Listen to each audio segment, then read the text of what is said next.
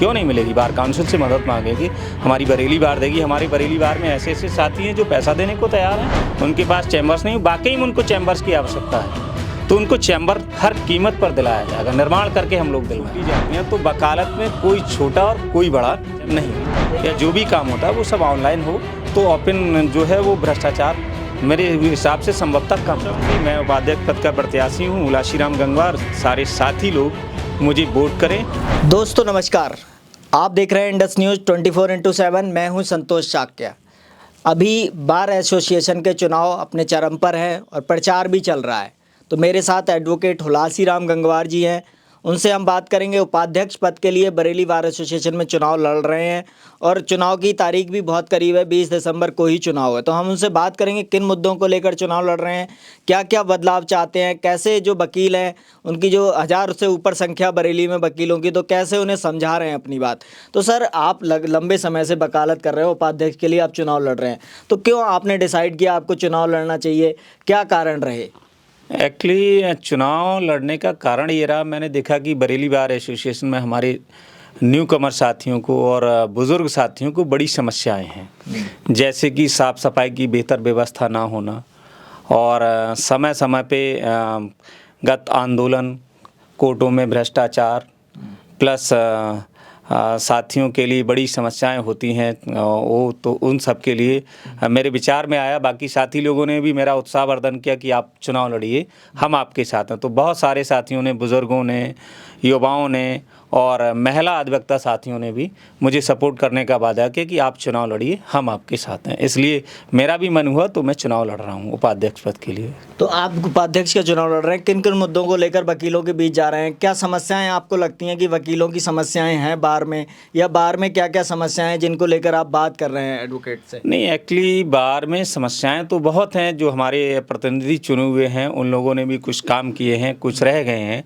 अगर मैं चुन के आता हूं तो जो भी हमारी टीम आएगी, नहीं प्रेसिडेंट, वाइस प्रेसिडेंट, सेक्रेटरी, सारे लोग आएंगे तो मिल बैठ के फिर जो सारी समस्याएं हैं, चाहे वो भ्रष्टाचार से संबंधित समस्या हो, चाहे चैम्बरों से संबंधित समस्या हो, चाहे जूनियर साथियों के लिए उनके न्यू रजिस्ट्रेशन बार में होने की समस्या हो, वो सब मिल बांट के हम लोग बैठ के चर्चा करने के बाद फिर उनकी समस्याओं का निराकरण करने का प्रयास करेंगे। एक और आरोप लगता है कि बरेली बार में जो पैसा आता है उसका जो एसोसिएशन होती है, जो उसके चुने हुए प्रतिनिधि होते हैं, वो सारा गड़बड़ कर लेते हैं। जो वकील होते हैं उन्हें कुछ नहीं मिलता। ये भी कहा जाता है उन्हें कुछ मानदेय देंगे, लेकिन दिया नहीं जाता है। तो इस सब पर आपका क्या रुख है? नहीं, एक्चुअली वो बरेली बार तो मानदेय तो नहीं दे पाती है, लेकिन हम अगले प्रयास करेंगे कि जो न्यूकमर साथी आते हैं वो उनको किताबों के लिए, उनको पढ़ाई के लिए, नेक्स्ट जो कानून से संबंधित है उसके लिए कुछ ना कुछ उन साथियों को पर मंथ, जो न्यूकमर साथी हैं, बरेली बार एसोसिएशन से कुछ ना कुछ दिलाया जाए।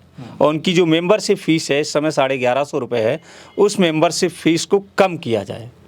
अभी जैसे आप चैम्बर का मुद्दा आपके साथी ने भी उठाया, तो चैम्बर तो गिने चुने हैं, और कैसे आप चैम्बर दे पाएंगे? क्योंकि 2-3 चैम्बर जो सरकारी तरीके जो बार के बने हुए हैं सारे तो उसमें घिरे हुए हैं, तो क्या आप नया बनवाएंगे या कैसे उसे मैनेज करेंगे? नहीं, एक्चुअली नए चैम्बरों के लिए हमारे पास बहुत पर्याप्त जगह है। हाँ। कोई दिक्कत नहीं। वहाँ बंगलिया में ही ऊपर चैम्बर्स बन सकते हैं, बड़े वकालत खाना के ऊपर चैम्बर्स बन सकते हैं, और एक हमारा जो है बार का हाल है उसके ऊपर चैम्बर्स बन सकते हैं। बाकी एक जेल रोड पर है मुसाफिर खाना, उसके ऊपर भी वो उसमें हीण छीण अवस्था में है, उसमें भी चैम्बर बन सकते हैं।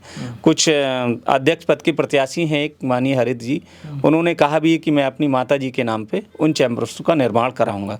शायद उनका कोई प्लान है, उन्होंने वो प्लान भी तैयार कर रखा है। तो आप भी समझ रहे हैं कि जो नया निर्माण है उसमें आप हो पाएगा, नहीं हो पाएगा? आपको क्या लगता है? नहीं, बिल्कुल हो पाएगा, जब हमारे साथी सब लोग मिल बैठ के बात करेंगे। और फिर करने के बाद में क्षेत्रीय नेता भी हैं हमारे यहाँ, 2 मंत्री हैं, विधायक हैं, उन लोगों से भी मदद लेंगे। बाकी और साथियों से हम लोग आपस में भी कलेक्ट कर लेंगे। अगर हमारा देने का इरादा है तो नए चैम्बर्स निर्माण करेंगे और सरकार से भी मदद मांगेंगे, क्यों नहीं मिलेगी? बार काउंसिल से मदद मांगेंगे, हमारी बरेली बार देगी। हमारे बरेली बार में ऐसे ऐसे साथी हैं जो पैसा देने को तैयार हैं, तत्पर हैं। बहुत सारे साथी जूनियर साथियों के लिए वो निर्माण कराएंगे, फिर विधिवत उनको आवंटन करेंगे साथियों के लिए। तो अभी आपकी क्या क्या घोषणाएं हैं कि मैं ये 4-5 मुद्दे अगर आप बताना चाहें कि अगर आपको चुनते हैं जो वकील साथी आपको चुनते हैं तो आप क्या 5 उनसे वादे करना चाहेंगे, 4 करना चाहेंगे, 2 करना चाहेंगे, 10 करना चाहेंगे, कौन से वो वादे जिनको लेके आप जा रहे नहीं, एक्चुअली मेरे वादे तो ये हैं, अगर साथी लोग मुझे चुनते हैं तो प्रथम दृष्टा उन साथियों का जो न्यू कमर साथी आएंगे, बिल्कुल नए साथी आएंगे, उनको रजिस्ट्रेशन में राहत मिले, फौरी तौर पे उनको राहत दी जाए। दूसरे, चैम्बर्स के निर्माण में हम सब लोग बैठ के अपने जो भी हमारी नई टीम आएगी, सचिव आएंगे, अध्यक्ष आएंगे और सारे साथी जूनियर कार्यकारिणी के, सीनियर कार्यकारिणी के, संयुक्त सचिव, सब लोग आएंगे, बैठ के उन पे चर्चा करेंगे और फिर चैम्बर्स निर्माण करके विधिवत अलाट करेंगे उन साथियों को, जिन साथियों के पास 4-4, 6-6, 10-10 साल से प्रैक्टिस कर रहे हैं, उनके पास चैम्बर्स नहीं, वाकई में उनको चैम्बर्स की आवश्यकता है, तो उनको चैम्बर हर कीमत पर दिलाया जाएगा, निर्माण करके हम लोग दिलवाएंगे। ठीक है, और क्या करेंगे?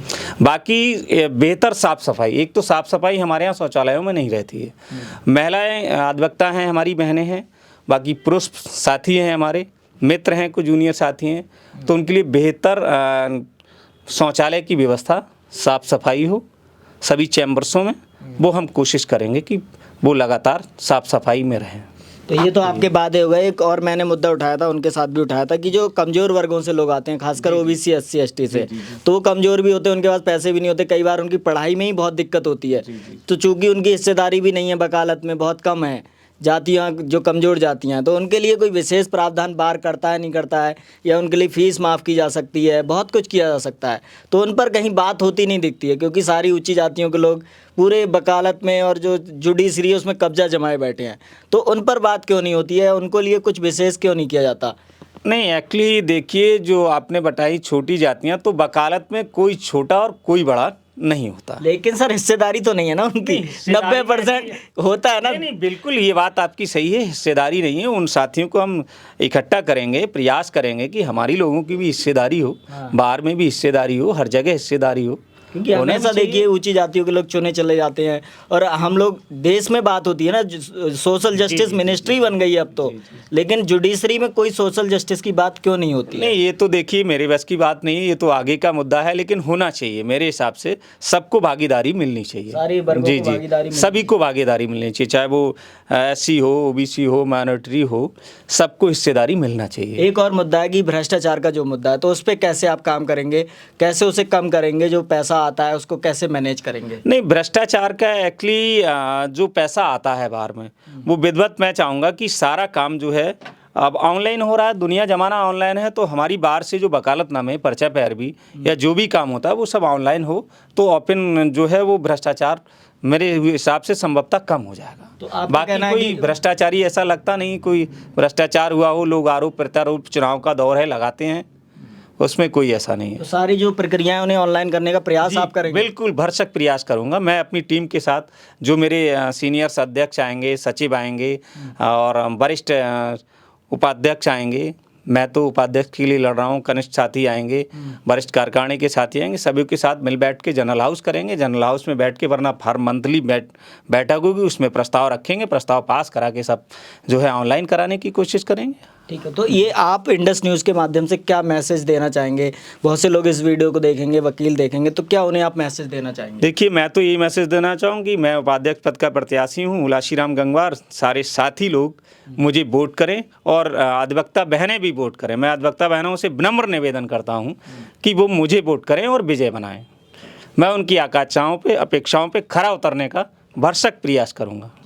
तो दोस्तों, ये थे हमारे साथ एडवोकेट हुलासीराम गंगवार जी, जिनका कहना है कि अगर उन्हें चुनते हैं तो वो भरसक प्रयास करेंगे, बहुत सारे मुद्दे उन्होंने बताए, सफाई की प्रयास करेंगे, फ़ीस को कम करेंगे, कोशिश करेंगे जो कमज़ोर वर्ग हैं, ओबीसी, एससी, एसटी, उनकी मीटिंग की जाए और उनकी हिस्सेदारी बढ़ाई जाए। तो बहुत ही अच्छे उनके प्रयास और घोषणाएं उन्होंने की हैं। वो कितना कर पाते हैं, कैसे लोग उनकी चीज़ को लेते हैं, ये आप लोगों को तय करना है। आप देखते रहिए इंडस न्यूज़ 24x7। तो सर, हमसे बात करने के लिए आपका बहुत बहुत धन्यवाद। बहुत बहुत शुक्रिया साहब, बहुत बहुत धन्यवाद आपका, शक्ति जी, बहुत बहुत धन्यवाद। नमस्कार। नमस्कार।